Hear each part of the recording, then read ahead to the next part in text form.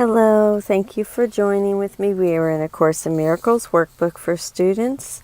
This is part 2 of the workbook, section 14. What am I? Please read this YouTube video daily while we finish the next lessons, or you may read this section yourself on a daily basis. I am God's Son, complete and healed and whole, shining in the reflection of His love. Footnote 172. This means that His love shines on me and then reflects off me, so that I too shine.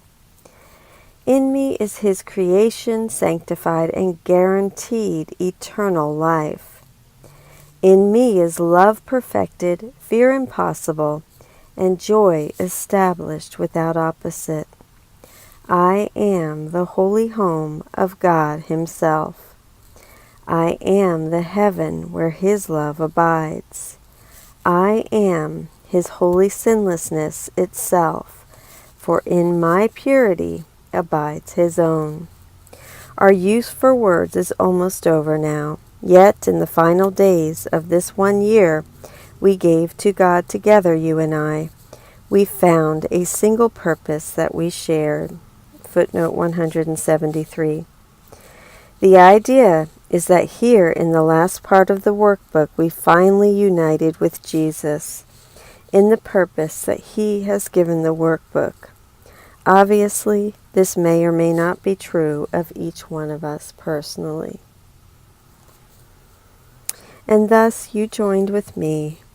So, what I am are you as well. The truth of what we are is not for words to speak of, nor describe.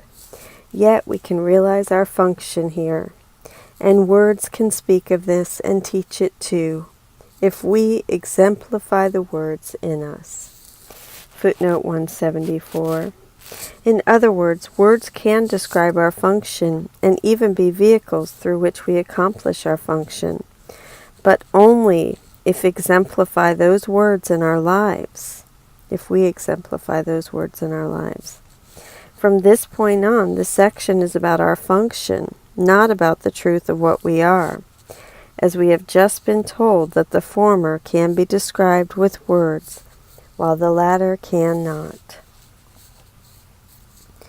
We are the bringers of salvation. We accept our part as saviors of the world, which through our joint forgiveness is redeemed. And this, our gift, is therefore given us. We look on everyone as brother and perceive all things as kindly and as good. We do not seek a function that is past the gate of heaven. Knowledge will return when we have done our part. We are concerned only with giving welcome to the truth. Ours are the eyes through which Christ's vision sees a world redeemed from every thought of sin. Ours are the ears that hear the voice of God proclaim the world as sinless. Ours the minds which join together as we bless the world. And from the oneness that we have attained we call to all our brothers, asking them to share our peace and consummate our joy. We are the holy messengers of God who speak for Him, in carrying His word to everyone whom He has sent to us. We learn that it is written on our hearts. Footnote 175, Jeremiah 31:33. I will put my law in them, and I will write it upon their hearts, and I will be their God, and they shall be my people.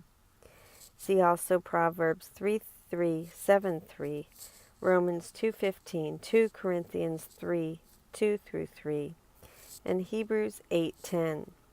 In the above passage, we learn that His word is written on our hearts through carrying it to everyone whom He has sent to us. And thus our minds are changed about the aim for which we came and which we seek to serve. We bring glad tidings to the Son of God who thought He suffered. Footnote 176, Romans 10, 15. How beautiful are the feet of them that preach the gospel of peace and bring glad tidings of good things. Now is he redeemed, and as he sees the gate of heaven stand open before him, he will enter in and disappear into the heart of God. Thank you so much for joining with me today in this beautiful section 14 of Part 2 in the Workbook for Students. What am I?